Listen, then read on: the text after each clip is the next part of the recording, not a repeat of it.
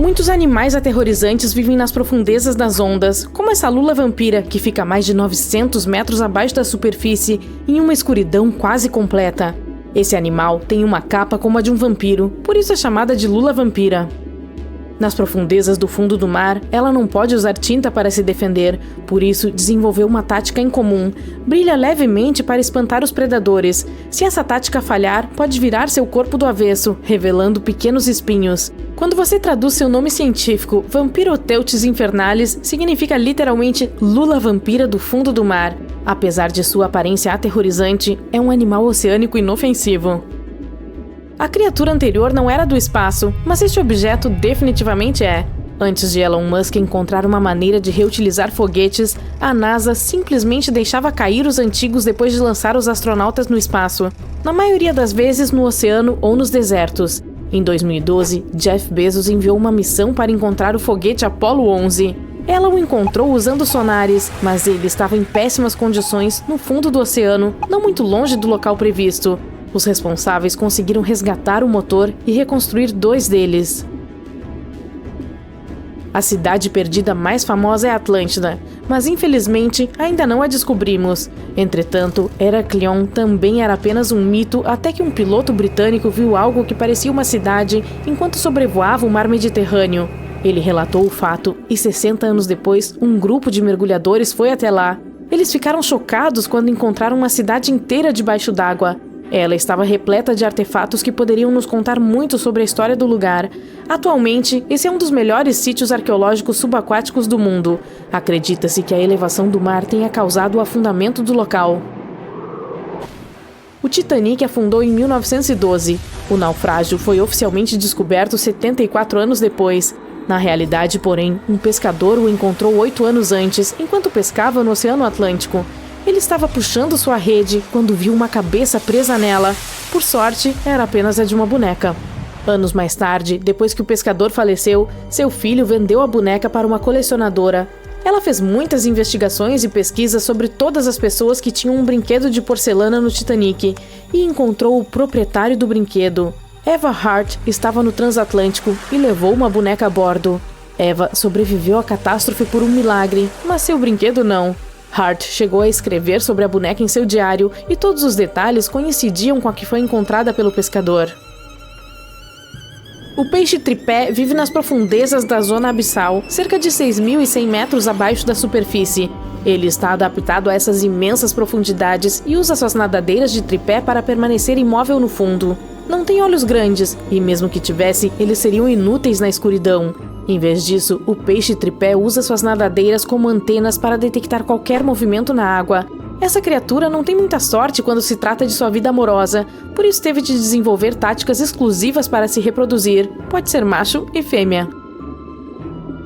A próxima criatura bizarra é o peixe lagarto. Ele tem toneladas de dentes afiados, uma boca enorme e olhos realmente grandes que usa para caçar. Tudo isso faz com que pareça assustador. O animal vive em profundidades de cerca de 3.350 metros na zona da meia-noite, onde não há luz. Essa aberração da natureza come basicamente tudo que cabe em sua boca, desde pequenos peixes até outros peixes lagarto. Por outro lado, quando vê outros da mesma espécie, provavelmente se apaixona, pois encontrar parceiros nessas profundidades não é uma tarefa fácil. Assim como o peixe tripé, ele pode ser macho e fêmea ao mesmo tempo. Quando você pensa em um rio, geralmente o imagina em terra firme.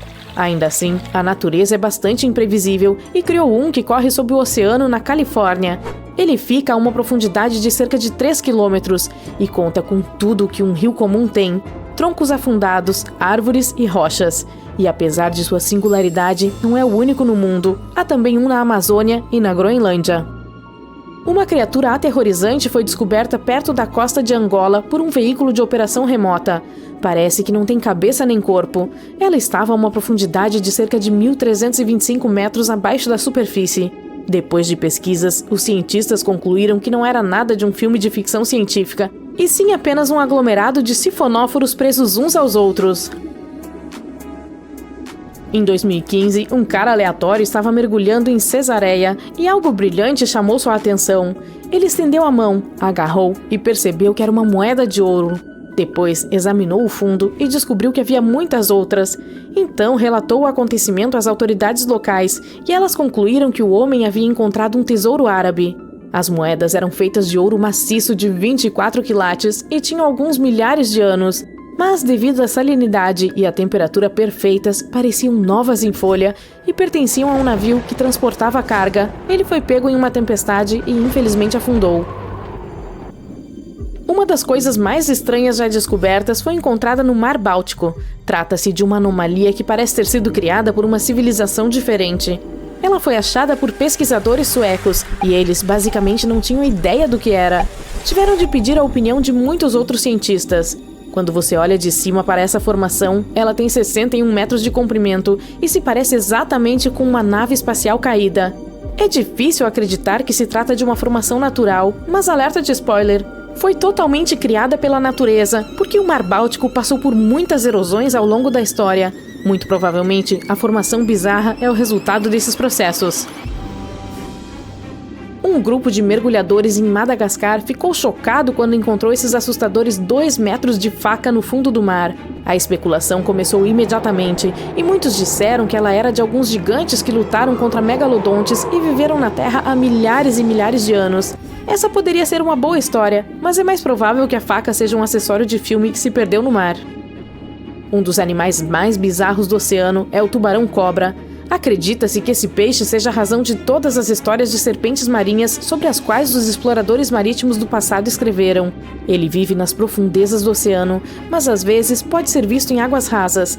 É muito raro, mas é possível. O tubarão-cobra tem uma boca grande com cerca de 300 dentes e também um corpo longo que se parece com o de um lagarto. Trata-se de uma espécie realmente única. Suas vítimas podem ter metade do seu tamanho, pois o estômago desse tubarão é como o de uma cobra e ele pode engolir peixes ou crustáceos enormes. Avistar algumas minhocas em seu jardim não é nada demais, mas depois de ver uma de 8 metros de comprimento no oceano, você vai deixar sua roupa de mergulho um pouco mais molhada. Esse verme é super raro e totalmente inofensivo para os seres humanos. Na verdade, não se trata de um verme gigante, é um aglomerado de zooides que estão presos uns aos outros em uma formação de minhoca. Em geral, se alimentam apenas de plâncton, bactérias e outras coisas minúsculas que podem ser encontradas no oceano.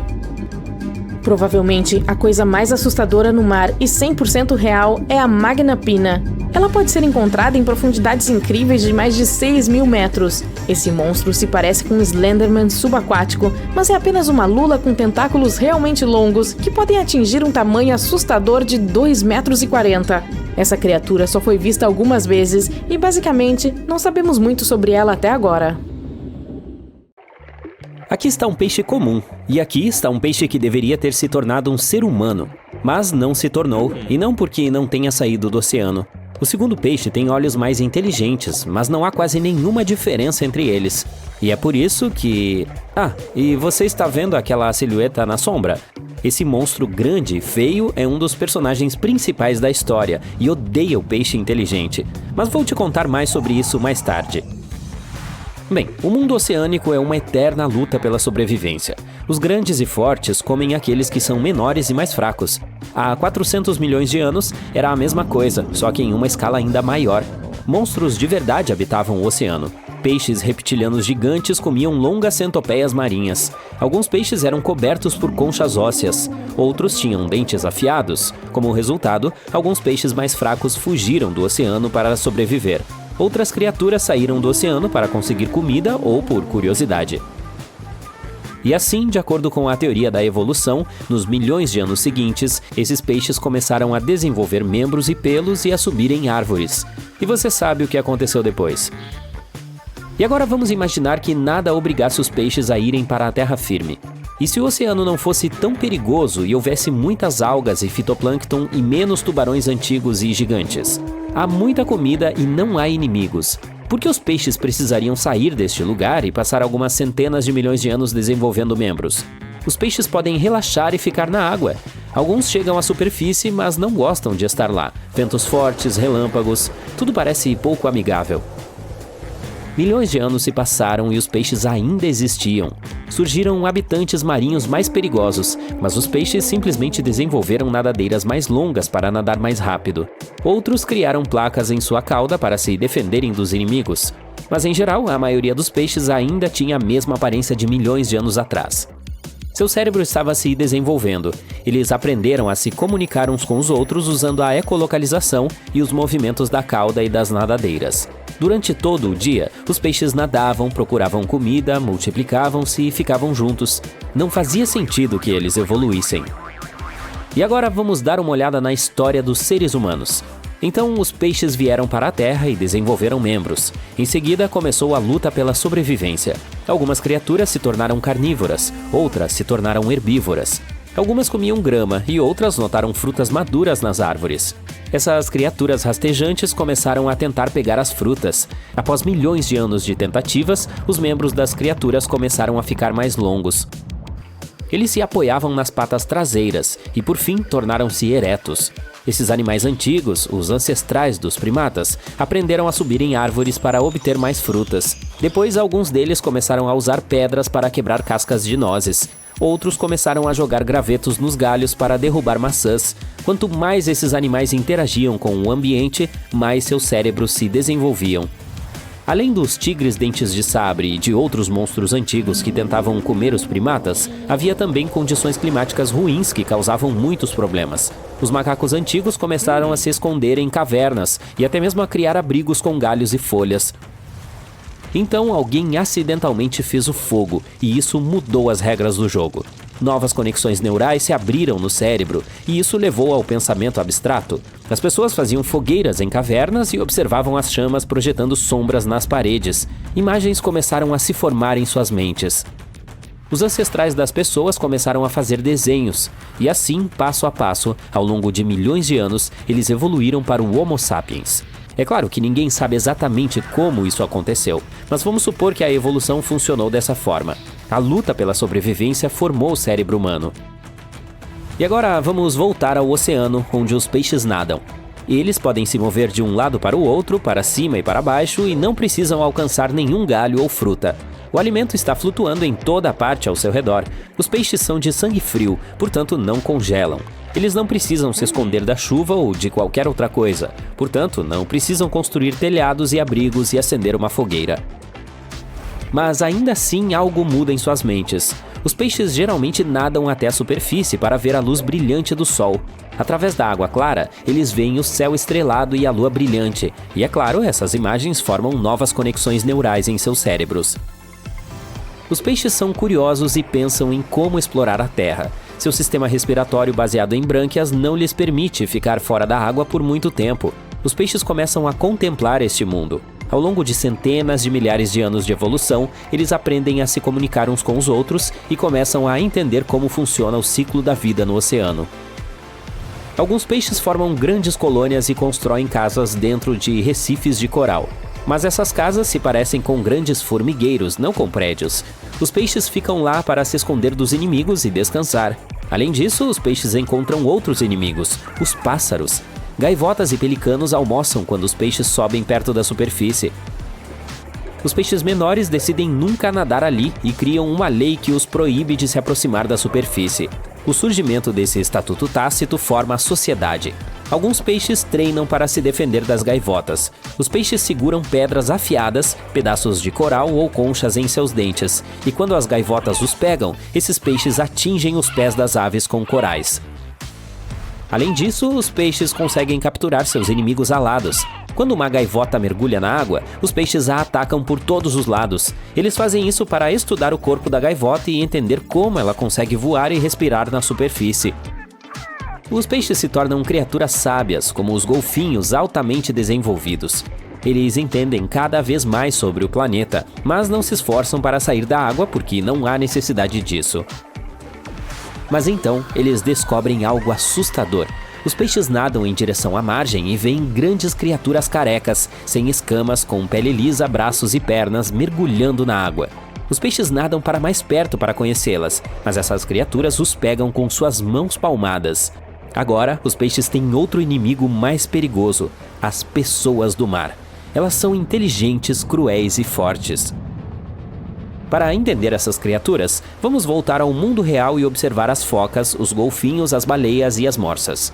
Todos esses animais são mamíferos, o que significa que o sangue quente flui neles. Mas por que eles são tão diferentes dos peixes? As focas e os leões marinhos têm o mesmo ancestral que os cães. Os peixes-boi e os elefantes têm origem em comum.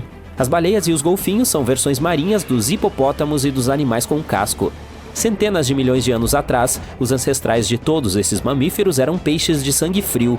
Eles saíram do oceano e começaram a explorar a Terra. Seus corpos começaram a mudar e a temperatura de seu sangue aumentou. Mas alguns desses animais decidiram não se afastar muito da água. Aqueles que saíram do oceano se tornaram cães, ursos e elefantes. E aqueles que ficaram perto dos oceanos e mares se tornaram mamíferos adaptados à água.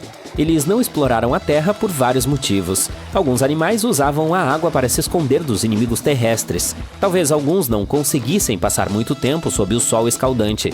Eles se transformaram em animais com nadadeiras. Eles não têm guelras, mas podem prender a respiração embaixo d'água por alguns minutos.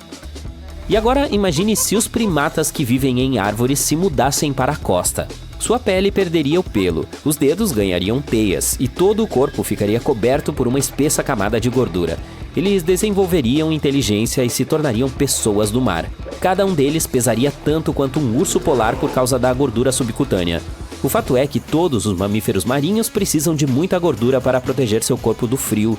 Uma grande quantidade de gordura os torna móveis e rápidos na água. Agora, os peixes inteligentes e pacíficos precisam lutar contra as cruéis pessoas do mar. Mas quem vencerá esse conflito? Acho que precisamos de outro vídeo para descobrir. Um veículo de pesquisa remota, o Oceanus Explorer, encontrou essa misteriosa esfera dourada no Golfo do Alasca, a cerca de 3 quilômetros de profundidade debaixo d'água. Ninguém sabe dizer o que é esse objeto. É um objeto estranho, com pouco mais de 10 centímetros de largura e estava firmemente preso a uma rocha. Ao toque, ele é liso, macio e parece carne. Podemos até ver um buraco nele, como se algo tivesse escapado de lá. Mas o quê? Mergulhadores trouxeram o misterioso globo do Oceano Pacífico para o laboratório. Eles se sentiram como no início de um filme de terror, quase como se você cutucasse essa coisa, algo pularia sobre você. Isso poderia ter acontecido se eles o tivessem encontrado antes. O buraco nesse globo significa que algo vivo tentou entrar ou sair de dentro dele. É por isso que os cientistas presumem que se trata de um ovo. Podemos ter descoberto uma nova espécie ou um novo estágio de vida de alguma espécie que já conhecemos. Algumas espécies põem seus ovos no fundo do oceano, como as lulas. Mas, se esse for o caso, esses animais podem ser gigantescos, pois o ovo é enorme. Mas talvez não seja um ovo, talvez seja uma esponja. Esse objeto foi encontrado cercado por corais brancos, onde as esponjas geralmente vibram.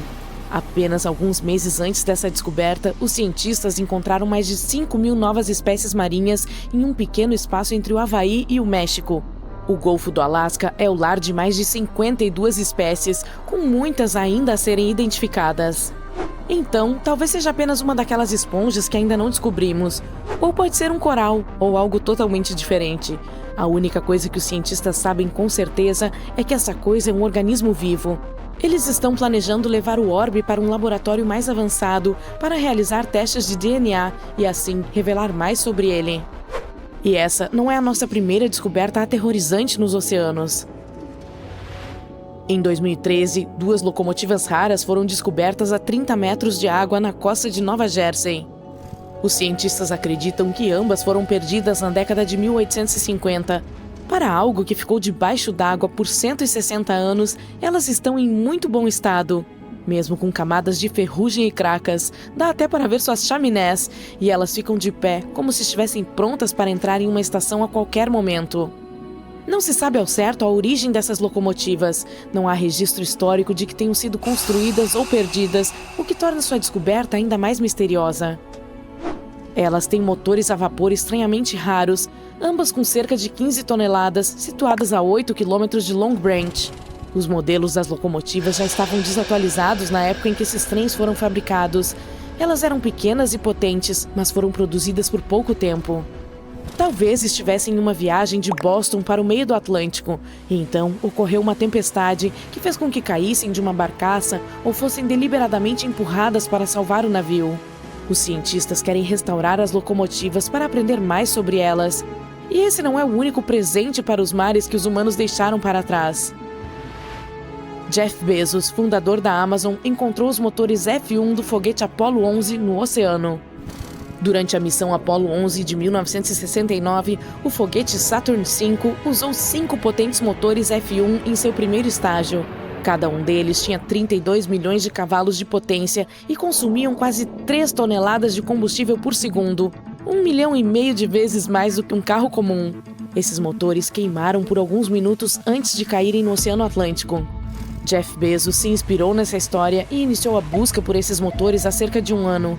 A equipe usou um sonar avançado para águas profundas. Eles finalmente encontraram os motores a 4.000 metros abaixo da superfície do oceano. Os cientistas não sabem ao certo qual será a condição dos motores, afinal, eles sofreram um impacto super rápido com o oceano e depois ficaram mais de 40 anos na água salgada. Mas eles foram construídos com materiais muito resistentes, portanto, com sorte, ainda poderemos estudá-los. O ideal é que Bezos queira recuperá-los. Eles ainda são propriedade da NASA, mas ele espera exibi-los em museus como o Smithsonian ou o Museu do Voo em Seattle. Já imaginou encontrar a famosa estrada de tijolos amarelos do Mágico de Oz no fundo do oceano? Essa coisa parece uma estrada feita pelo homem, mas acredite ou não, é uma estrutura vulcânica natural. Os mergulhadores estavam explorando montanhas vulcânicas submarinas chamadas Montes Submarinos no Havaí. Eles queriam investigar uma fenda na trilha da montanha submarina. Eles transmitiram sua jornada ao vivo e, de repente, se depararam com algo fascinante. Um padrão de rachaduras no fundo do mar que se parece com uma estrada de tijolos. Eles usaram um braço robótico para pegar as rochas. As rochas tinham blocos retangulares distintos separados por linhas retas e ângulos retos. Alguém brincou dizendo que poderia ser uma estrada para a Atlântida e outro a chamou de estrada de tijolos amarelos, daí o nome. Porém, após alguns estudos, os cientistas descobriram que esse leito seco de lago foi criado por erupções vulcânicas antigas e superenergéticas. Trata-se, na verdade, de rocha hialoclastita fraturada. Como os vulcões estavam enlouquecidos, eles se aqueceram e esfriaram repetidamente, até criar esse padrão único de paralelepípedos. Em 20 de junho de 2011, a equipe do OceanX Diving descobriu algo extremamente estranho. Eles estavam procurando por um tesouro no norte do Mar Báltico, no Golfo de Botnia. Em vez disso, encontraram uma anomalia. A coisa, apelidada de Anomalia do Mar Báltico, logicamente parecia muito estranha e não natural. A anomalia tem quase 60 metros de largura. Parece um cogumelo, erguendo-se cerca de 3 a 4 metros do fundo do mar. Ela também tem um enorme formato de disco, com o dobro do tamanho de um campo de futebol. A parte principal da anomalia tem bordas retas e estruturas semelhantes a caixas. A parte superior tem rachaduras preenchidas com algum material preto desconhecido e não é feita de metal. O objeto está a cerca de 90 metros de profundidade nas águas do Golfo. O principal mistério é por que ele está lá. Essa descoberta criou um burburinho na mídia de massa. Algumas pessoas começaram a dizer que poderia ser uma nave extraterrestre afundada, os restos de Atlântida ou um portal para outro mundo. Essas afirmações receberam ainda mais apoio quando encontramos estranhas plataformas semelhantes a calçadas ao redor do objeto. Parece uma espécie de escada. E, além disso, os exploradores relataram que seus equipamentos elétricos, como instrumentos de sonar e telefones via satélite, não funcionaram perto desse objeto. E não são apenas relatos aleatórios. Pesquisadores de diferentes institutos relataram a mesma coisa. Mas os cientistas acham que é muito provável que se trate de uma formação geológica natural, mesmo que não pareça. Embora não consigam explicar o que seria essa formação. Eles têm muitas teorias. Ela poderia estar ligada à evolução humana, um depósito glacial da Era do Gelo, um resultado de atividade vulcânica e assim por diante. Talvez sejam até mesmo os restos de um asteroide que aterrissou no fundo do mar há milhares de anos. Mas nenhuma dessas teorias explica por que os equipamentos eletrônicos param de funcionar perto dela.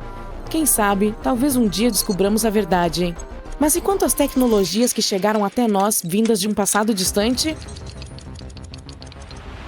Essa coisa estranha é frequentemente chamada de primeiro computador analógico conhecido. Ele é conhecido como o mecanismo de Anticythera. Descobrimos esse mecanismo em 1991, perto da ilha grega de Antikythera. Pode ser de cerca de 87 a.C. Foi encontrado em um naufrágio, em um estado incrivelmente bom para algo tão antigo. Essa coisa era super complexa. Máquinas de complexidade semelhante não reapareceram em nenhum lugar do mundo até o século XIV. Havia também um caroço misterioso. Quando o separaram em vários fragmentos, encontraram inscrições em seu interior.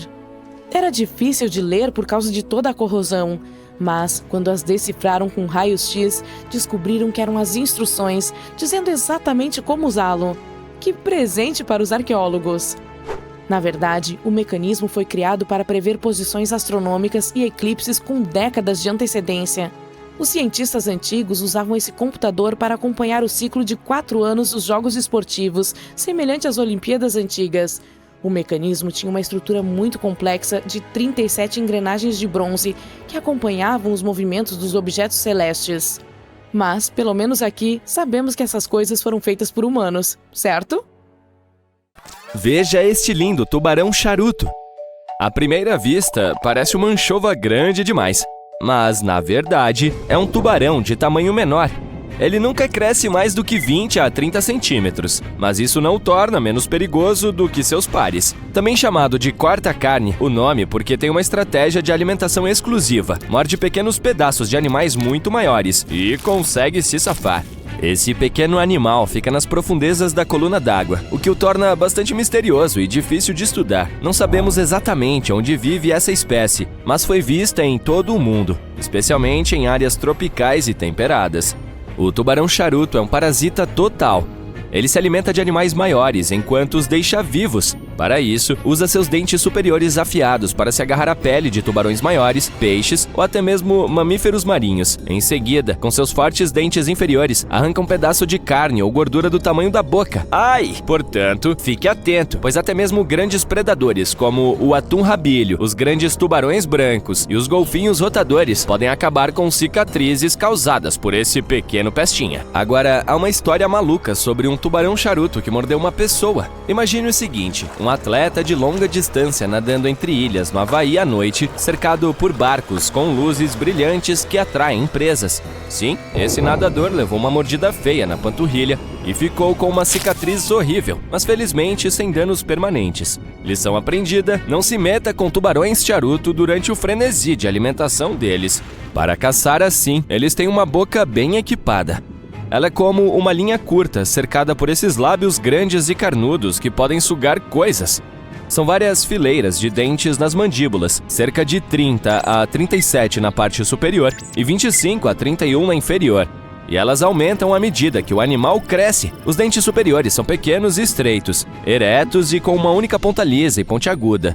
Os inferiores, por outro lado, são bem maiores e mais largos, quase como facas, e se encaixam para formar uma borda cortante semelhante a uma serra. Assim como qualquer outro tubarão, os da espécie charuto perdem seus dentes ao longo da vida, mas aqui é que eles são diferentes. Engolem os dentes perdidos. Alguns cientistas acreditam que fazem isso porque vivem em águas profundas pobres em nutrientes e querem reciclar materiais importantes para a construção dos dentes, como o cálcio. Essa é uma abordagem totalmente nova para os suplementos alimentares, não é? Como eles se alimentam mais de perto da superfície à noite e mais fundo durante o dia, quase sempre estão no escuro. Portanto, esses pequenos sorrateiros têm esses órgãos especiais de produção de luz chamados fotóforos, estrategicamente posicionados em sua barriga. Esses fotóforos os ajudam a se misturar com a luz que vem de cima, como uma espécie de camuflagem. É um movimento clássico no mundo bioluminescente. O tubarão charuto também tem um colar legal que não brilha ao redor da garganta. Alguns cientistas acham que isso age como uma isca sofisticada, fazendo com que ele pareça um peixinho saboroso visto de baixo. Imagine como seria irresistível para um bando inteiro de tubarões famintos. É como um convite para jantar que eles não podem recusar. Suponhamos que todos no mundo queiram fazer isso e que os países comecem a investir bilhões de dólares nesse projeto. Nesse caso, podemos colonizar o fundo do oceano. A questão é, por que precisaríamos disso? Pelo mesmo motivo que vamos colonizar Marte, para salvar a Terra da superpopulação. Por que precisamos nos mudar para o planeta vermelho em um futuro próximo se podemos viver debaixo d'água? Será mais barato, mais seguro e, o mais importante, não será longe da nossa casa. Você não precisa ficar em cápsulas criogênicas por anos para acordar a centenas de milhões de quilômetros de distância do seu planeta. É muito mais fácil pegar um elevador até a cidade subaquática, ficar por lá e apreciar a vista da natureza marinha. Além disso, ficar em Marte certamente causará graves problemas mentais às pessoas. O pânico, o estresse e a percepção de que não é possível voltar para casa sempre que quiser podem colocar muita pressão na mente. É melhor viver sob milhões de toneladas de água salgada. E a razão pela qual temos que fazer isso é a necessidade de mais recursos. Atualmente, há cerca de 8 bilhões de pessoas na Terra. Alguns especialistas acreditam que, quando esse número chegar a 10 bilhões, o mundo começará a ficar sem alimentos, água doce e combustível. A agricultura e outros setores simplesmente não conseguirão se desenvolver tão rapidamente.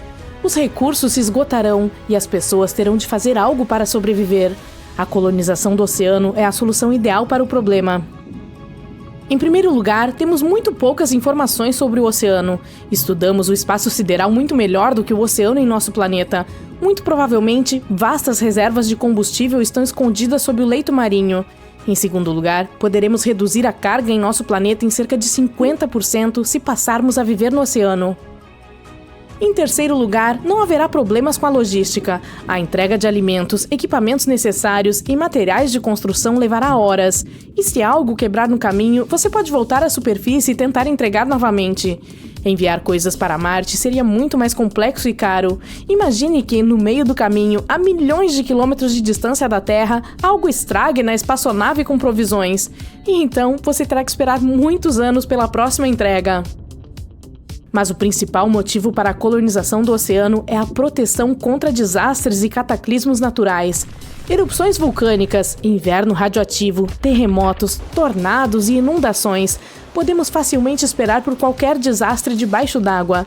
Sim, também existem vulcões no fundo do oceano, mas as consequências de suas erupções não são tão dramáticas. A água resfria imediatamente a lava e evita que as cinzas se espalhem. Nunca mais sofreremos as consequências dos incêndios, nada de florestas em chamas e ar poluído. E por falar em ar, há muito oxigênio no oceano. Mais da metade das reservas de oxigênio do planeta são reabastecidas pelo mar, graças às algas e ao fitoplâncton. Portanto, não se preocupe, poderemos respirar profundamente. O principal é descobrir como fazer isso embaixo d'água. Quando a humanidade decidir dar um passo tão global e começar a colonizar o oceano, primeiro teremos que adaptar nosso corpo a altas pressões. Existe uma coisa chamada mergulho de saturação. Antes de descer às profundezas, é preciso inalar ar comprimido. O nitrogênio e o oxigênio se dissolvem rapidamente no sangue e exercem pressão sobre o corpo por dentro. Ao mesmo tempo, a água o empurra de fora para dentro. Em termos simples, seu corpo está em equilíbrio e você não se sente mal. Os mergulhadores usam esse método ao explorar o fundo do mar em grandes profundidades. Portanto, quando as pessoas começarem a colonizar o oceano, elas mergulharão usando cilindros com ar comprimido e uma máscara de oxigênio. A regra principal é chegar à superfície lentamente. Você precisa esperar até que o ar comprimido se dissipe completamente dentro do seu corpo. Se isso não for feito e você subir à superfície, sentirá uma intensa pressão interna. O nitrogênio começará a agir em suas veias como bolhas de refrigerante quando uma lata com a bebida é agitada. Após essa adaptação, começaremos a construir cidades, estradas e estações que transferirão as pessoas para a terra firme e vice-versa. Não deve ser muito difícil, pois já temos as tecnologias necessárias para o estilo de vida subaquático. Bem-vindos à Aquarius Reef Base, localizada no fundo da reserva marinha de Florida Keys. Esse é um pequeno laboratório onde 6 pessoas podem viver por 10 dias. Os cientistas que trabalham lá estudam os recifes de coral, as plantas marinhas e os peixes. O laboratório não parece moderno. Ele se assemelha a um batiscafo enferrujado e afundado, coberto de conchas e outros materiais subaquáticos. Para criar edifícios com designs mais bonitos, as pessoas precisarão de novas tecnologias para a construção subaquática. Então, vamos imaginar que a colonização global tenha começado. Os engenheiros usam metais inoxidáveis duráveis e outros materiais capazes de suportar alta pressão. Com a ajuda de elevadores de carga, as pessoas baixam tudo o que é necessário para a construção em grande escala até o fundo. Estações com tais elevadores aparecem em todos os mares e oceanos. Os trabalhadores constroem enormes construções subaquáticas em terra firme e, em seguida, grandes navios as entregam nas estações. De lá, eles descem até o fundo, onde mergulhadores e robôs instalam essas casas no fundo do oceano. Cada prédio é como um submarino gigante com muitos apartamentos. Eles parecem comuns por dentro, exceto pela vista subaquática da janela. Para reduzir a emissão de resíduos, os engenheiros constroem enormes cápsulas em todas as cidades, onde o lixo é destruído pela alta pressão da água. As pessoas tentam morar mais perto da costa porque querem passar menos tempo se deslocando. Isso causa poluição severa nas áreas costeiras. Os construtores estabelecem a comunicação entre as estações e a terra firme, criando túneis a vácuo com trens de alta velocidade em seu interior. Em palavras simples, esse é um metrô subaquático, só que muito mais rápido do que o metrô em terra firme.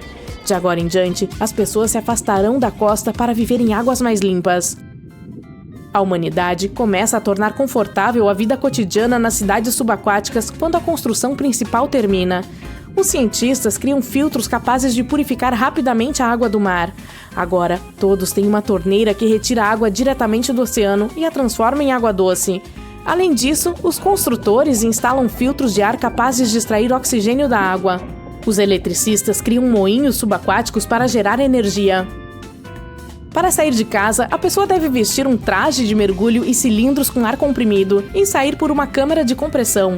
As pessoas nadam entre prédios e conversam entre si usando comunicação via rádio. Para uma movimentação mais rápida, as empresas automobilísticas produzem pequenos batiscafos com cabines fechadas e sistemas de hélices potentes.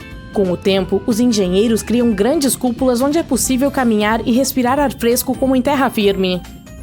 As marcas globais de roupas desenvolvem trajes de mergulho estilosos e acessórios práticos para uma movimentação confortável embaixo d'água. Por exemplo, você pode colocar um pequeno aquecedor em suas roupas para não congelar ao nadar, e também pode colocar nadadeiras mais largas com símbolos de marcas gravados. Para tornar esse estilo de vida o mais confortável possível, cientistas e biólogos criam máscaras que funcionam como guelras e fornecem à pessoa o oxigênio extraído da água. A exposição constante a altas pressões altera a fisiologia das pessoas ao longo do tempo. Na água, precisamos nos esforçar mais para nos movimentar. As pessoas que saem de casa com frequência perdem muitas calorias. Elas ficam mais magras e seus músculos mais fortes. Veja os campeões olímpicos de natação. Agora, quase todos os cidadãos subaquáticos desenvolveram a mesma forma. Nossa temperatura corporal está caindo e a evolução lentamente nos transforma em criaturas de sangue frio. A falta de luz solar torna nossa pele mais pálida e começamos a nos assemelhar aos anfíbios. Aprendemos mais sobre criaturas do fundo do mar, como a lula gigante e outros monstros. Quase todo mês, os cientistas descobrem novas espécies, mas ao mesmo tempo, muitas espécies de peixes desaparecem por causa da atividade humana no oceano. A extração de recursos naturais do subsolo marinho polui muito a água. Para reduzir a carga sobre o planeta, as pessoas decidem colonizar o céu. Mas isso é assunto para outro vídeo.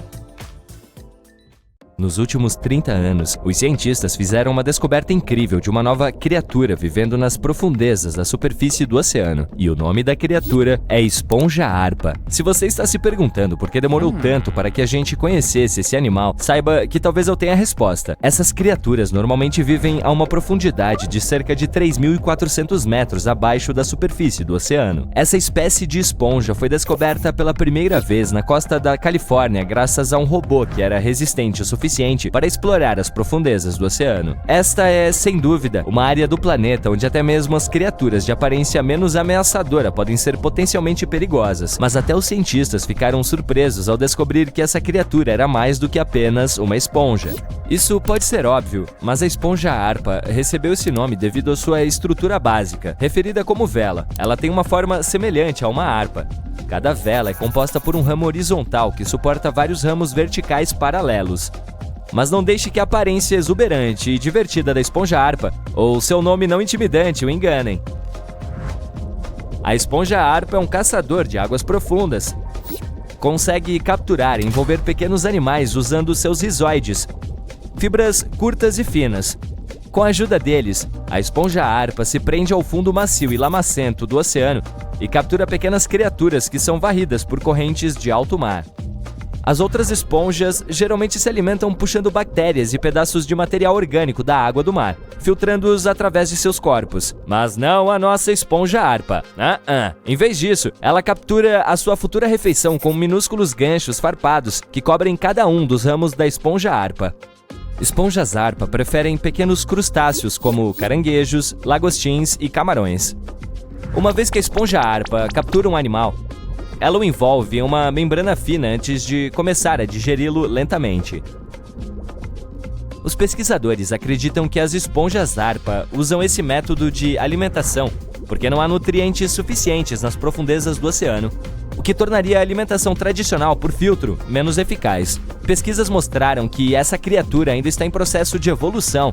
Os primeiros pesquisadores de esponjas-arpa descobriram que elas tinham apenas 2 velas, mas mais tarde, os cientistas descobriram outras esponjas-arpa com 6 velas. A esponja-arpa pode ter desenvolvido essa elaborada estrutura semelhante a um castiçal para aumentar sua área de superfície. Em geral, as esponjas-arpa normalmente crescem até um comprimento de 30 centímetros, mas os pesquisadores viram uma criatura com 60 centímetros de comprimento.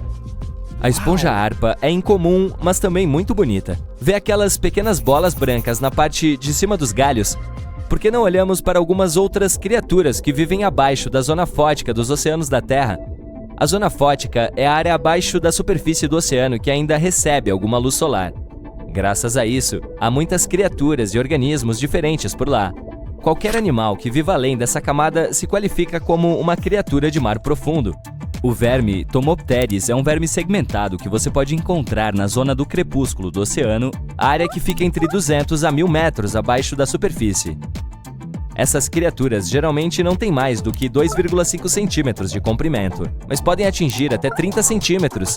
Enquanto nadam e se alimentam, esses vermes fazem o que os pesquisadores descrevem como uma dança suave e incrível. Isso ocorre porque as criaturas podem nadar muito rápido e fazer curvas em ângulos apertados com facilidade. Eu sei que a maioria das pessoas ouve a palavra verme e pensa na minhoca comum. Portanto, é muito interessante saber que há um verme de mar profundo por aí que nunca sai da água durante toda a sua vida.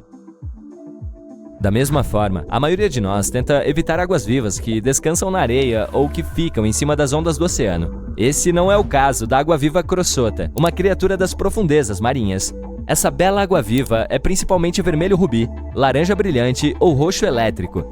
Foi isso que ajudou os pesquisadores a perceber que encontraram uma nova espécie de água-viva. Essa criatura cresce até um tamanho máximo de 2,5 centímetros de diâmetro. Tem tentáculos que se estendem em todas as direções. Se você se aproximar dessa água-viva, ela puxará todos esses tentáculos em direção ao seu corpo antes de nadar rapidamente para evitar o perigo. Sim, você é perigoso.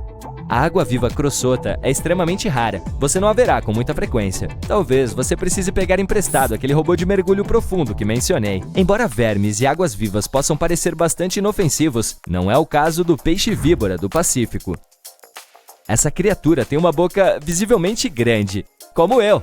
E os dentes, semelhantes a agulhas, são fundamentais para sua estratégia de caça. O peixe-víbora do Pacífico vive a cerca de 1.500 metros abaixo da superfície do oceano, mas ele está entre aqueles inúmeros animais marinhos que migram a cada noite das profundezas do oceano em direção a águas mais rasas para se alimentar.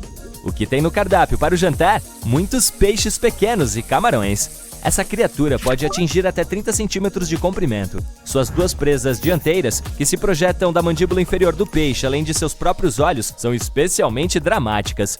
Quando o peixe solta a mandíbula, sua boca pode abrir o suficiente para engolir animais menores. E os dentes formam uma gaiola para evitar a fuga. Você já viu uma criatura subaquática que parece um morango? Confie em mim, isso existe. Basta olhar para esses pontos na lula morango. Essa criatura tem um olho grande e um menor. Você pode pensar que esse emparelhamento não convencional seria estranho e desconfortável, mas, na verdade, é o oposto. O grande olho esquerdo olha para cima. Ele detecta sombras lançadas por outros animais nas águas fracamente iluminadas. A forma tubular do olho ajuda a coletar o máximo de luz possível. Do outro lado da cabeça da lula, você pode ver seu olho direito. Ele é pequeno e olha para baixo. Esse olho procura por luzes de bioluminescência produzidas por animais à espreita nas águas mais escuras abaixo. Bioluminescência significa a produção e emissão de luz por organismos vivos. Por sinal, a lula tem um apelido. É conhecida como a lula vesga. devido à notável diferença de tamanho entre seus dois olhos. Como a luz não atinge o mar profundo, o corpo da lula-morango parece preto. Isso ajuda a se esconder de predadores como tubarões e golfinhos.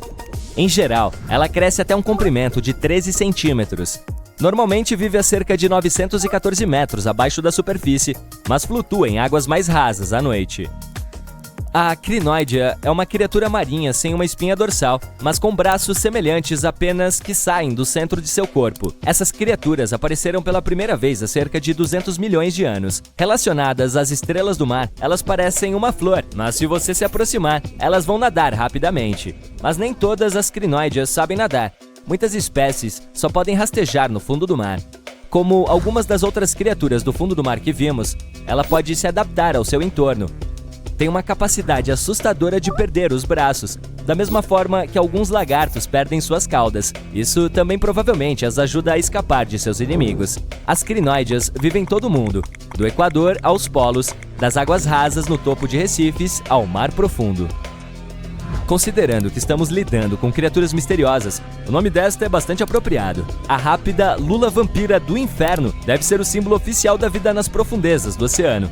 Esse animal tem um corpo vermelho escuro, enormes olhos azuis e uma teia semelhante a um casaco que se estende entre seus 8 braços. Isso, com seu nome, pode sugerir que essa criatura é alguma forma de caçador aterrorizante. Na realidade, no entanto, a lula-vampira do inferno é uma criatura tímida e com corpo macio do tamanho, da forma e da cor de uma bola de futebol. Atinge até cerca de 30 centímetros de comprimento e vive 914 metros abaixo da superfície. Lá quase não tem oxigênio, mas também são relativamente poucos os predadores. Ufa! Acho que vou precisar relaxar depois dessa. Um tubarão gigante aterrorizou os oceanos há cerca de 20 milhões de anos. Por 13 milhões de anos, essa fera de 60 toneladas dominou as águas quentes do nosso planeta. No entanto, alguns acreditam que o megalodonte ainda viva nas partes mais remotas e profundas dos oceanos. É um dia quente de verão. Parece lógico dar um mergulho no mar. Você está boiando de costas completamente relaxado. Seus olhos estão fechados e a respiração é uniforme. A água está agradavelmente fresca em torno do seu corpo. Uma brisa leve está tocando seu rosto. Você se sente calmo o suficiente para cochilar. De repente, algo bate na sua perna, interrompendo a sua breve soneca. Você começa a se debater até ficar cara a cara com um perigo invisível. Felizmente, tudo o que você vê são algumas barbatanas facilmente reconhecíveis e carinhas fofas e sorridentes. Ufa, são apenas golfinhos. Acho que você tem sorte de conhecê-los na natureza. Essas criaturas incríveis estão tão perto que você pode tocá-las. Você ouviu as pessoas dizerem que a pele dos golfinhos parece emborrachada. Mas, na sua opinião, parece mais com a textura de um ovo cozido. Um dos animais está tão perto de você que o cheiro salgado dele enche suas narinas. Você sabe, porém, que os golfinhos não têm glândulas sudoríparas.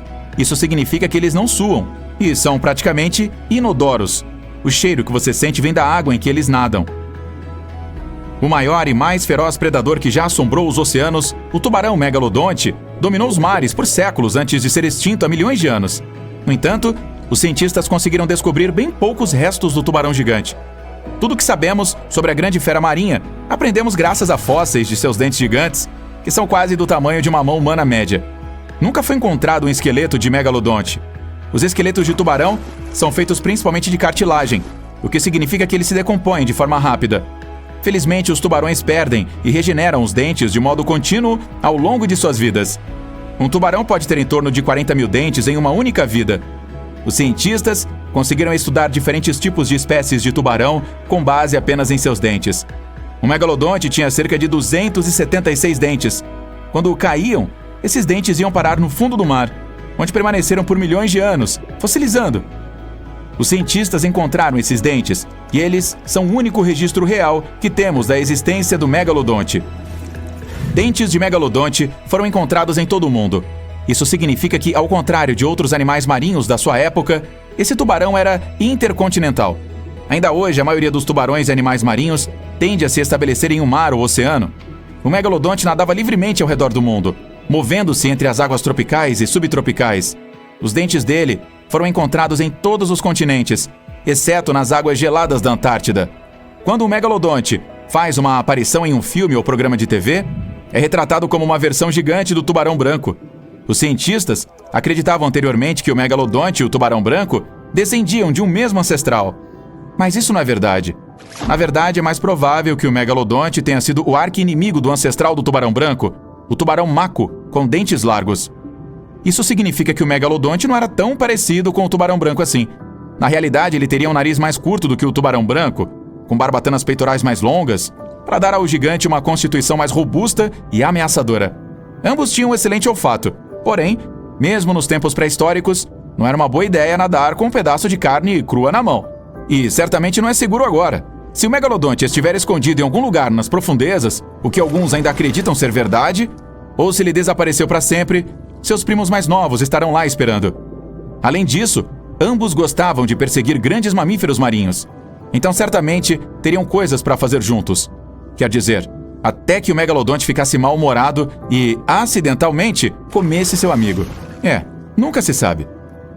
Esses carinhas tinham um estilo de caça diferente. Os tubarões brancos preferem mergulhar direto até sua presa e encontrar seus pontos mais macios, como pernas expostas ou barriga. Às vezes, um dente inteiro era encontrado embutido no osso de algum animal maior, como uma baleia. Sem as partes principais que usam para nadar, os pobres animais marinhos ficavam indefesos, incapazes de escapar. No entanto, as baleias eram apenas uma parte menor da dieta do megalodonte. Focas, sirênios, lulas, golfinhos, outros tubarões. O bom e velho megalodonte provavelmente também não rejeitaria nenhum cardume aleatório de peixes menores nadando para dentro de sua boca. Nada melhor do que um bom lanche depois de um jantar farto e saboroso. Mesmo aquelas tartarugas gigantes não estavam seguras dentro de seus cascos grossos. O megalodonte provavelmente as encarava como um desafio ousado diariamente. Os cientistas usaram simulações de computador para tentar descobrir o estilo de caça do antigo tubarão. Usando essa tecnologia, os cientistas descobriram que o estilo de ataque do megalodonte era muito diferente do estilo dos tubarões atuais. Os tubarões modernos mergulham direto para o ponto mais vulnerável de suas presas, como a barriga fofinha de uma foca. Os dentes do megalodonte eram especialmente adequados para morder áreas mais duras de cartilagem. Assim, as evidências sugerem que o megalodonte primeiro mastigaria as barbatanas mais duras de suas presas, tornando-as incapazes de fugir antes de se lançar em seu ataque final. Algumas pessoas acreditam que o megalodonte ainda vive hoje à espreita, nas profundezas das águas do oceano. Mas é improvável que isso seja verdade. Os megalodontes são uma espécie de água quente, o que significa que eles seriam incapazes de sobreviver nas águas frias das profundezas dos oceanos. A maioria das presas potenciais do megalodonte vive em águas mais rasas, o que significa que haveria pouca comida para ele no fundo do mar. Simplificando, se houvesse um animal tão grande quanto ele ainda vivo hoje, já o teríamos visto. No entanto, é improvável que você encontre um. Os tubarões, como nós, preferiam águas costeiras quentes. A vida no oceano profundo seria muito fria para os animais, e a comida seria escassa. Seus corpos inteiros também teriam que evoluir para evitar ser esmagados pela enorme pressão da água lá embaixo. É improvável que eles ainda estejam por aí, mas não é impossível. O lado bom, caso você se deparar com um deles, é que é muito improvável que o tubarão te coma. Você é uma refeição muito pequena para o megalodonte, mesmo que tenha alguns amigos juntos. Esse cara come baleias com mais de 15 metros de comprimento. Agora, se vocês tiverem uma festa na praia, aí já é uma história diferente. Em uma praia cheia de nadadores e banhistas, o tubarão pode muito bem fazer um arrastão, levando vários humanos para sua boca gigante sem nem mastigar. O temível nome megalodonte vem de duas palavras gregas: megas, que significa grande, e odonte, que significa dente. Combinados, eles significam dente grande, o que certamente faz jus ao seu nome. Para você ter ideia, um dente dele é do mesmo tamanho de uma cabeça humana, e ele tinha 276 dentes enormes no total, em 5 fileiras aterrorizantes. Em toda a história, apenas alguns felinos com dentes de sabre e o Tiranossauro Rex tinham dentes consistentemente maiores. Esse é um confronto que eu gostaria de assistir. O megalodonte desapareceu há milhões de anos, deixando apenas dentes enormes para serem encontrados pelos arqueólogos modernos. Eles literalmente desapareceram, deixando poucos vestígios. Os cientistas acreditam que com o tempo o nível do mar baixou e a temperatura do oceano diminuiu rapidamente. Mais de um terço de toda a vida marinha foi exterminada quando os oceanos esfriaram, e o número de animais na base da cadeia alimentar despencou. Isso teve um efeito catastrófico sobre os predadores famintos no topo. Sinto muito, rapazes. Também ficou muito frio para esses tubarões apaixonados pelo sol, o que tornou difícil a reprodução deles, pois davam à luz em águas quentes. O megalodonte é geralmente descrito como uma espécie de tubarão branco gigante, mas isso é apenas um mito comum. Na verdade, os ancestrais do grande tubarão branco de hoje existiram ao mesmo tempo que o megalodonte. Mas eles não eram melhores amigos, e até competiam entre si. O tubarão branco era um caçador melhor, usando seu tamanho menor e sua agilidade para agarrar a presa do megalodonte rapidamente. Eles também eram conhecidos por comer filhotes de megalodonte, que tinham apenas metade do seu tamanho, mas isso não colaborou para a coisa toda da extinção. Enquanto o tubarão branco não era páreo para um megalodonte adulto em uma luta frente a frente, ele com certeza não tinha medo de roubar sua comida, deixando os peixes e as baleias maiores para o megalodonte. Mas seus suprimentos de comida começaram a se esgotar à medida que as baleias se dirigiam para novos mares mais frios. As baleias se adaptaram a preferir as temperaturas mais frias, deixando o nosso amigo megalodonte para trás. Os megalodontes morreram de fome ou foram congelados até a extinção pela Era do Gelo. Mais do que um tubarão branco, o megalodonte é como um tubarão cabeça chata moderno. Ele tinha um focinho curto, uma mandíbula inferior chata e enormes barbatanas peitorais para suportar seu enorme peso e tamanho. Por mais assustadores que fossem, esses tubarões eram, na verdade, uns caras de família, super atenciosos. Várias áreas de berçário de megalodontes foram descobertas na Flórida, em Maryland e no Panamá. Eles davam à luz seus filhotes em ambientes de águas rasas. Sabemos disso ao descobrir um monte de minúsculos dentinhos encontrados nessas áreas. Será que eles tinham babás também? Qual é o predador mais assustador do fundo do oceano? O crocodilo? Acho que não. O monstro do Lago Ness? Por favor, ele nunca existiu. Que tal o cronossauro? Bom, está extinto. Mas você pode estar no caminho certo. Vamos dar uma olhada em como seria se essa criatura ainda estivesse por perto hoje. Primeiramente, quem era esse carinha? Bem, um carnívoro marinho que vivia na alta latitude do mar Eromanga. Cobria vastas áreas do interior da Austrália entre 120 e 90 milhões de anos atrás. Durante o início do período Cretáceo, fósseis quase completos dele também foram encontrados perto da Colômbia, país que tem uma conexão notável com répteis e tartarugas pré-históricas. Esse fato torna extremamente possível que o monstro que estou prestes a descrever existisse no mundo inteiro. Você pode ter ouvido sauro e pensado, oh, é um dinossauro, mas na verdade era um réptil. O maior membro da família Pliosauroidea, conhecido como pliossauro. Evidências fósseis sugerem que ele pesava mais de 9.000 quilos e tinha cerca de 9 metros de comprimento. Só para colocar em perspectiva, o crocodilo mais longo já medido foi um de água salgada chamado Lolong, das Filipinas. Tinha 6 metros de comprimento e pesava quase 1.100 quilos. Isso ainda é 3 metros menor e incrivelmente mais leve do que o cronossauro médio, fazendo com que esse crocodilo pareça nada mais do que um peixinho dourado na comparação. Apesar de seu comprimento aterrorizante, a característica física mais assustadora do cronossauro era a cabeça. O crânio tinha cerca de 2,5 metros de comprimento, o que na verdade era proporcionalmente grande, considerando o comprimento do corpo. Qualquer coisa que tenha sido infeliz o suficiente de acabar dentro da boca do animal pode ter criado falsas esperanças. Afinal, os dentes da besta não eram tão afiados. Pensando bem, volto atrás do que falei. Eu não me sentiria confiante em torno de uma cobra desdentada. Então imagina dentro da boca desse monstro. Mas é verdade que os dentes dele não eram afiados, especialmente quando comparados a outros répteis carnívoros, como crocodilos e jacarés. Os dessa criatura marinha pré-histórica eram cônicos. Isso significa que tinham forma de cone. Mas o fato de não ter dentes afiados não os tornava menos perigosos. Eles eram enormes e podiam ter até 30 centímetros de comprimento, da coroa até o fundo das raízes. Isso obviamente significava que o cronossauro tinha uma mordida extremamente poderosa. Estima-se que era de até 30.000 newtons, quase 2 vezes mais poderosa que a de um grande crocodilo de água salgada. Pela falta de pontas nos dentes, eles não eram adequados para torcer suas vítimas. Mas o tamanho e a forma deles os tornavam perfeitos para mordidas simples de abrir e fechar. Eles não teriam problemas para esmagar objetos duros, como o mais sólido casco de uma tartaruga marinha. Assim como os crocodilos, acredita-se que o cronossauro tivesse um pescoço curto. Essa pode ter sido uma adaptação para lhe permitir capturar com sucesso pequenos animais que tentassem fugir. Seu corpo, em geral, era fusiforme e simples.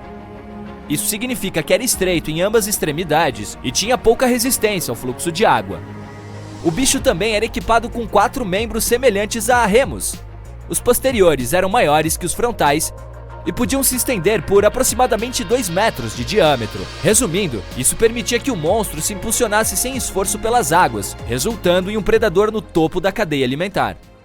Predador X, se você quiser. Esse foi o nome dado ao fóssil de uma criatura descoberta perto de Svalbard, um grupo de ilhas norueguesas, em 2009. O fóssil foi identificado como o de um monstro de 15 metros de comprimento e 45 mil quilos, além de uma força de mordida de 2.300 quilos por centímetro quadrado. Essa pode ser a maior potência já registrada de qualquer bicho conhecido. Embora o Predador X ainda não tenha sido classificado como um tipo específico de animal, era definitivamente um pliossauro, como o cronossauro. E mesmo que não fosse o Predador X, o cronossauro ainda era de fato um titã feroz quando vagava pelos oceanos da Terra. Ele recebeu seu nome a partir da figura mitológica grega de Cronos, o pai de Zeus.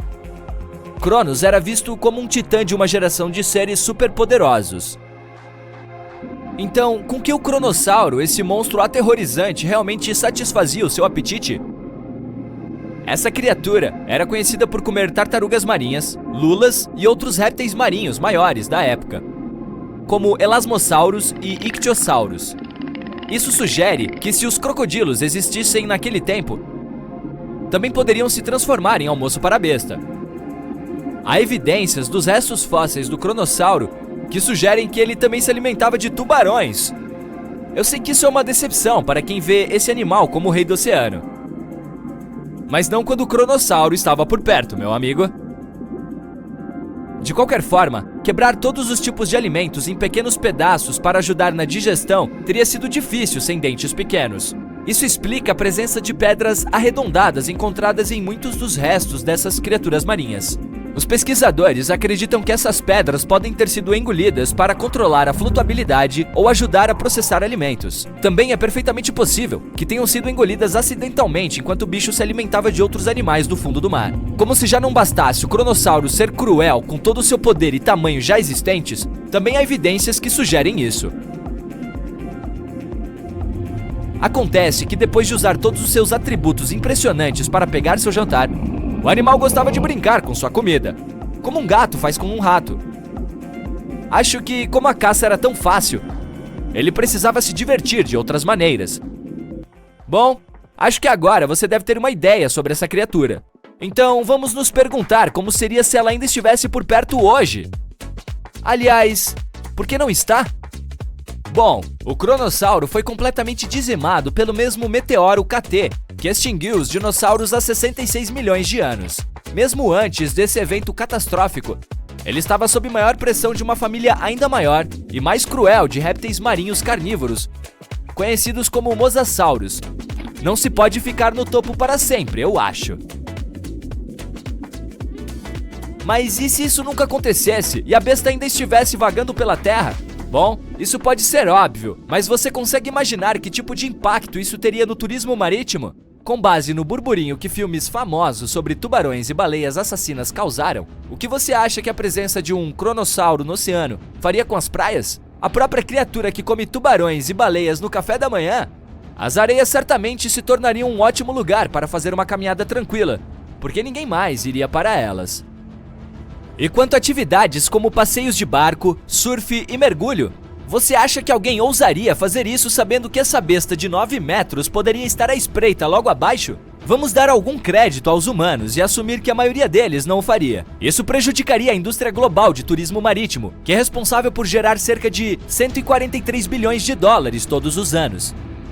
Só para pôr em perspectiva, o iate mais caro a percorrer o oceano foi chamado de History Supreme. Acreditava-se que seu quarto principal tinha uma estátua feita de osso de T-Rex e uma parede de rochas de meteorito, bem como um aquário de parede panorâmica de ouro de 24 quilates. De qualquer forma, ele valia quase 5 bilhões de dólares, o que significa que daria para comprar 38 deles com dinheiro perdido em possíveis danos ao turismo marítimo causados pelo cronossauro. Tenho certeza que o dono da embarcação se sentiria feliz em saber que a besta nunca apareceria em seu luxuoso aquário. Tão luxuoso, de fato, que algumas pessoas acreditam que o History Supreme, supostamente de propriedade de algum gênio dos negócios da Malásia, nunca existiu. Há rumores de que era simplesmente uma farsa elaborada, inventada pelo suposto designer. De qualquer forma, acho que o problema não pararia por aí. as pessoas poderiam realmente estar em sério perigo, independentemente de morarem perto do oceano ou não. Não estou prestes a dizer que essa coisa iria desenvolver pernas, se adaptaria a viver em terra e começaria a nos caçar um por um. Pelo menos, espero que não. Vou apenas apontar os danos que o cronossauro causaria com seu impacto devastador no comércio marítimo. Nos Estados Unidos, o trânsito oceânico representa 76% do comércio nacional. Além disso, mais de 100 produtos farmacêuticos vitais se originam no mar. Também vou afirmar o óbvio e apontar que o oceano é uma enorme fonte de alimento para nós, humanos. A presença do cronossauro poderia ter uma grande influência em nossa relação com o oceano, algo que normalmente não consideramos o quão importante realmente é. Ele foi uma das maiores criaturas que já existiram na Terra. Era mais longo do que o ônibus escolar médio e poderia facilmente pesar mais de 10 elefantes juntos. Mas onde ele habitava? Como chegou a esse tamanho? E o mais importante, por que está extinto hoje em dia? Vamos descobrir. O megalodonte foi o maior predador já conhecido na história do nosso planeta. Em termos de localização, ele vivia praticamente em todas as águas do nosso globo, exceto perto dos polos. A razão pela qual não se encontram dentes de megalodonte na Antártica é provavelmente porque a criatura gigantesca se adaptou apenas a águas tropicais e subtropicais quentes. Os mais jovens gostavam de se manter nas margens, enquanto os adultos preferiam áreas costeiras. Mas eles também poderiam facilmente se mudar para o oceano aberto. Como sabemos que o megalodonte habitou por todo o planeta? Só podemos presumir com base no fato de que fósseis deles encontrados mais ao norte foram na costa da Dinamarca e os mais ao sul na Nova Zelândia. A discussão sobre como o megalodonte atingiu esse tamanho ainda está em aberto na comunidade científica. Recentemente se descobriu que nem todos os espécimes desta fascinante espécie eram tão grandes. Isso tem a ver com uma coisa chamada regra de Bergman, que diz que a temperatura do ambiente circundante afeta o tamanho do corpo do animal, porque ele precisa conservar ou perder calor. Os megalodontes que viviam em águas mais frias provavelmente precisavam de mais peso corporal para garantir que sobrevivessem em baixas temperaturas. Pelo contrário, aqueles que viviam em águas mais quentes tinham que ser menores para evitar queimar. Mas como era a aparência desse peixe enorme? A maioria das representações modernas mostra que o megalodonte se assemelhava a um enorme tubarão branco. Mas, bom, isso parece que pode não estar necessariamente correto. O megalodonte provavelmente tinha um nariz muito mais curto e uma mandíbula mais plana que parecia quase esmagada em comparação com o tubarão branco. Ele também parece ter algo em comum com o tubarão azul moderno, barbatanas peitorais extra-longas. Eles precisavam delas para suportar seu peso e tamanho enquanto navegavam pelas águas do planeta. Por fim, parece que os megalodontes fêmeas tinham o dobro do tamanho dos machos. Quanto à sua prole, até mesmo um pequeno megalodonte era enorme, pelo menos 2 metros do nariz à cauda. Como sabemos disso? Porque especialistas se depararam com habitats de viveiros de megalodonte no Panamá, em Maryland, nas Ilhas Canárias e na Flórida.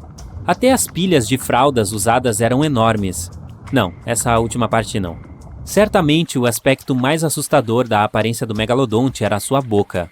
Quero dizer, imagine só, o megalodonte comia baleias no jantar, então obviamente precisava abrir a boca o suficiente para tal. Os cientistas estimaram que a sua mandíbula cobria um tamanho inimaginável de 2,5 por 3,5 metros. Só para você ter uma noção melhor, isso significa que poderia facilmente engolir 2 pessoas adultas lado a lado. Espere, quais 2 adultos? Essas mandíbulas impressionantes também tinham 276 dentes. Com base em reconstruções modernas da força da sua mordida, parece que o megalodonte pode ter sido um dos animais de caça mais poderosos, se não o mais poderoso que já existiu. Para a comparação, os seres humanos podem ter uma força de mordida de cerca de 1.300 newtons. Estima-se que os tubarões brancos de hoje sejam capazes de morder com uma força de mais de 18.000 newtons. O megalodonte lidera todos os recordes, com uma potência estimada de mordida até 10 vezes maior do que essa, entre 108.514 e 182.201 newtons. Basicamente, poderia esmagar um carro com muito pouco esforço. Seus dentes também eram incríveis. Semelhante aos tubarões, um megalodonte era rápido na substituição de seus dentes quebrados ou desgastados. Com 4 ou 5 fileiras deles na boca, sua mandíbula basicamente agia como uma esteira transportadora, recuperando dentes danificados ou ausentes em cerca de 48 horas. Isso significa que um megalodonte adulto provavelmente trocava de dentes milhares de vezes ao longo da vida. Contudo, isso foi legal da parte deles, já que provavelmente é uma das razões pelas quais os dentes de megalodontes são tão comuns em registros fósseis e somos capazes de estudá-los adequadamente. Para manter seu físico impressionante, esse tubarão tinha que comer algo em torno de 1 tonelada de comida por dia. Não dá para imaginar? Bom, era o equivalente a 1 1/4 de vacas por dia para sobreviver. É como se você tivesse que comer 3.300 latas de atum todos os dias. Eu usei muito a palavra megalodonte, mas já mencionei de onde ela vem? Quando traduzida do grego, significa dente gigante. Ah, aqueles gregos! No entanto, o nome científico completo deste tubarão gigante é um pouco mais complicado. Mas esses predadores gigantescos estão realmente extintos? Acreditamos que sim, mas vamos ser honestos por um segundo. Conhecemos mais sobre a superfície de Marte do que sobre as profundezas dos nossos oceanos. Exploramos apenas 15% deles. Quem sabe o que pode estar lá fora nas profundezas? Talvez alguns predadores antigos? A Fossa das Marianas é a trincheira oceânica mais profunda da Terra. A Depressão Challenger, sua parte mais profunda, é tão profunda que você poderia mergulhar todo o Monte Everest lá e ainda estaria a mais de 2 km da superfície. Isso é muito fundo. Se 1 ou 2 megalodontes precisassem de um lugar para descansar, esse seria um local discreto o suficiente. No entanto, a Fossa das Marianas não é um lugar particularmente confortável para se estar. Você sabe, porque está frio e mergulhado em escuridão total e tudo mais. As temperaturas aqui são de cerca de 2 graus Celsius durante todo o ano, e ainda por cima a pressão é 1000 vezes mais forte do que ao nível do mar. É seguro assumir que se algum megalodonte estiver escondido aqui, seus dentes e ossos podem não estar em bom estado. Devido à intensa pressão na Fossa das Marianas, as proteínas e o cálcio começam a se dissolver e se desintegrar. É por isso que, por exemplo, o peixe que habita mais ao fundo que descobrimos evoluiu para ter uma cartilagem flexível em vez de ossos. Para sobreviver aqui, o megalodonte também precisaria aprender a navegar em completa escuridão. Isso significa que teria se tornado bioluminescente ou evoluído para ter olhos maciços como a lula gigante. Embora possa parecer uma ideia intrigante e boa para um roteiro de filme, a maioria dos cientistas não acha que seja possível. Por quê? Bom, a maioria deles diz que é devido ao tamanho dos megalodontes. A maioria dos alimentos que eles gostavam de comer vive em áreas rasas do oceano, e não no mar profundo. Especialistas acreditam que se esses animais ainda estivessem vagando por nossas águas, não teria como não sabermos. Eles precisariam vir se alimentar de vez em quando, certo? A comida deles também é a causa mais provável pela qual eles foram extintos. Embora alguns especialistas acreditem que o megalodonte se extinguiu devido a uma queda na temperatura da água do oceano, a maioria dos cientistas sugeriu que a mudança na dinâmica da cadeia alimentar pode ter sido a culpada. Por quê? Porque em algum momento sua principal fonte de alimento diminuiu, os cetáceos misticetos. E, ao mesmo tempo, o número de seus concorrentes naturais, como tubarões predadores menores, como o tubarão branco e outros predadores, aumentaram. O megalodonte viveu neste planeta muito mais do que nós, e há muito tempo, quando ainda nem existíamos. Eles estiveram aqui por quase 70 vezes mais tempo do que nós, humanos modernos, habitando os oceanos por cerca de 20 milhões de anos. O Homo sapiens surgiu há cerca de 300 mil anos. O megalodonte conseguiu sobreviver por tanto tempo, principalmente devido ao seu tamanho imbatível. Quero dizer, eles poderiam se alimentar de quase tudo no mar na época. Podemos pensar nestes dois como criaturas pré-históricas, mas os megalodontes e os dinossauros nunca coexistiram na Terra. Os dinossauros provavelmente morreram há cerca de 66 milhões de anos. Megalodonte parecem ter surgido um pouco mais tarde. Isso porque os fósseis de megalodonte mais antigos que já descobrimos são da época do Mioceno, que começou há 23 milhões de anos. Até mais, Meg. 70% da superfície do nosso planeta é coberta por água. Os mares e oceanos escondem não apenas diversos habitantes, mas também vestígios da humanidade. Milhares de navios afundados contêm pedaços de nossa história secular. Vamos dar uma olhada nas profundezas do mar e descobrir os segredos que elas escondem. Então, imagine que você mergulhe no fundo do mar e encontre lá... Não os destroços de um navio pirata do século XVI. Já vimos isso muitas vezes em diversos documentários e lemos sobre isso em livros. E não é atraente agora.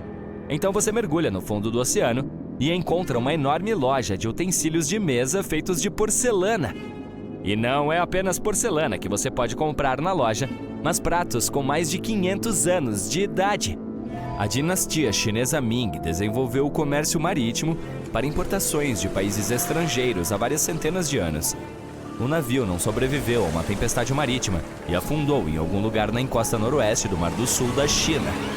Lá, mergulhadores descobriram um navio afundado com uma carga valiosa a bordo. Milhares de xícaras, pratos e jarros de porcelana com belos padrões pintados estavam entre algas e areia do mar. Os especialistas contaram todos os itens e afirmaram que o navio carregava cerca de 100 mil artefatos, mas nem todos foram parar no compartimento de carga. Itens valiosos estavam espalhados por centenas de milhares de metros quadrados. Um caso semelhante ocorreu no mar Mediterrâneo. Um homem estava mergulhando na costa de Israel e descobriu acidentalmente a mais antiga carga marítima afundada no leste do Mediterrâneo. Pedaços de estruturas e esculturas de mármore estavam no fundo do mar entre os destroços. Eles eram tão antigos que foram cobertos por algas e se tornaram parte da paisagem subaquática. Outro achado incomum foi descoberto na Cordilheira de Águas Profundas do Oceano Pacífico, ao norte das Ilhas Havaianas, em uma das maiores reservas marinhas do mundo. Um navio de pesquisa navegou pelo fundo do mar e descobriu uma estrada. Parte do fundo estava coberto de ladrilhos de tijolos amarelos. Pareciam azulejos usados para cobrir piscinas. Os pesquisadores realizaram uma expedição nesse local desconhecido e publicaram vídeos online. Eles desceram uma profundidade de cerca de 3 quilômetros e notaram uma estranha trilha no fundo do mar feita de tijolos amarelos. Um dos rapazes disse, em tom de brincadeira, que era a estrada para a Atlântida. Na verdade, a estrada não levava a lugar algum e não foi feita por humanos. A natureza criou essa paisagem incomum. O local com ladrilhos de pedra ficava no fundo de um lago, localizado no topo de uma montanha subaquática. Talvez tenha sido um vulcão em algum momento. O magma aqueceu a superfície e surgiram rachaduras no solo. As linhas de rachaduras fizeram com que a superfície sólida parecesse uma estrada de tijolos. Ok, que tal algo mais misterioso? 20 anos atrás, um navio de pesquisa norueguês descobriu estranhos buracos no fundo do mar no meio do Oceano Atlântico. Depois, já em 2022, outros pesquisadores encontraram algo semelhante, mas no fundo do Oceano Pacífico. Os cientistas descobriram cerca de 200 buracos em 3 lugares diferentes, a uma profundidade de aproximadamente 3 quilômetros. Os buracos estavam dispostos em várias fileiras e havia um túnel embaixo de cada um deles. Mas para onde eles levavam? Para descobrir isso, primeiro você precisa descobrir quem fez esses buracos. Os cientistas estudaram animais que vivem a essa profundidade sob enorme pressão. Imagine o peso de várias dezenas de elefantes pressionados em uma pequena área do tamanho da palma de uma mão. Essa é aproximadamente a pressão exercida pela água nessas profundidades. Ainda assim, algumas formas de vida marinha conseguiram se adaptar a tais condições. Os cientistas viram ouriços do mar, vermes e até mesmo alguns peixes grandes, mas nenhum deles fez esses buracos misteriosos. Eles viram uma criatura estranha com um corpo branco e rosa dentro de um dos buracos. Era um anfípode, um dos representantes da família dos crustáceos. Os cientistas o pegaram e fizeram uma pequena pesquisa. Esse pequeno lagostim estava cavando um túnel com suas longas garras. Ele o usava como casa para se esconder e abrigar seus filhotes. Ou o pequeno crustáceo estava cavando túneis em busca de alimento. Tem um lugar no oceano onde há muitos restos de destroços no fundo do mar. E não são de navios, pois vêm do espaço. Esse lugar está localizado no sul do Oceano Pacífico e é chamado de Ponto Nemo. Esse é o lugar mais remoto da Terra em nosso planeta. A ilha mais próxima fica a mais de 1.500 quilômetros de distância. Apenas um oceano sem limites e solidão total. Você não encontrará nem mesmo peixes ou outras formas de vida marinha aqui. O local recebe poucos nutrientes dos oceanos do mundo porque a corrente subterrânea e o vento quase não chegam a essa área. Há diversos micro-organismos no Ponto Nemo, mas não é por isso que estamos aqui. O motivo são as bolas de fogo que às vezes caem do céu na água. Não são meteoritos, mas alguns pedaços de foguetes espaciais, naves ou satélites que fracassaram. O Ponto Nemo é um deserto oceânico, portanto os detritos espaciais não podem prejudicar ninguém aqui. Mesmo que algum objeto pesado provoque uma onda gigante, ela não chegará à Terra mais próxima, pois perderá toda a força na água. Alguns arqueólogos acreditam que a cidade mais antiga do mundo tem cerca de 9.500 anos de idade, mas você não a encontrará em terra firme, pois ela se encontra no fundo do mar, no Golfo de Cambaia, na costa da Índia. Os cientistas encontraram muitos artefatos antigos, como esculturas, móveis e outros itens de interior. Eles analisaram um pedaço de madeira encontrado no local e determinaram que ele tinha mais de 9.000 anos de idade. Os cientistas ainda estão tentando determinar que tipo de cidade era e quando ela existiu. A tumba de Tutankhamon é um achado arqueológico bem conhecido. Mas o que sabemos sobre o local do sepultamento do mais recente faraó do Egito? A tumba de Cleópatra pode estar em algum lugar na antiga cidade de Alexandria. Mas o problema é que essa bela cidade está debaixo d'água. Depois de cerca de 1.600 anos, ela afundou no fundo do mar devido a enchentes e terremotos, e suas ruínas foram descobertas em 1998. Cientistas e construtores planejam criar túneis subaquáticos em seu território para transformar a cidade em um museu subaquático. É possível encontrar um fenômeno natural incomum, brinícolas, nas profundezas do Ártico e no Oceano Antártico Sul. Elas se parecem com pingentes de gelo congelados na água, que atraem organismos marinhos para si e os congela. Quando o sal flui das rachaduras no fundo do oceano, ele congela, pois sua densidade é maior do que a da água ao redor. Ao entrar em contato com a água doce, ele se transforma em gelo líquido e congela. Estrelas do mar, ouriços e crustáceos ficam presos ali porque o sal os congela. O famoso Stonehenge tem uma réplica debaixo d'água. No fundo do lago Michigan, a uma profundidade de cerca de 12 metros, os cientistas encontraram várias pedras retangulares dispostas em um círculo, assim como o famoso monumento antigo da Inglaterra. Em uma das pedras, os cientistas notaram algo semelhante à imagem de um mastodonte, um animal parecido com um elefante que foi extinto há mais de 10.000 anos. Apesar das aparentes semelhanças com Stonehenge, alguns cientistas acreditam que a natureza pode ter feito esse monumento. Em 2012, os cientistas encontraram um estranho objeto semelhante a uma espaçonave extraterrestre no fundo do Lago Báltico. Esse objeto de pedra tinha túneis e escadas ao seu redor. Quando a foto da descoberta chegou à internet, muitos jornais começaram a escrever que se tratava de algo de outro planeta. Mas os cientistas analisaram o artefato e disseram que não havia nada de extraterrestre nele. Tratava-se de uma formação rochosa natural, mas ninguém sabe como a natureza poderia fazer tal coisa.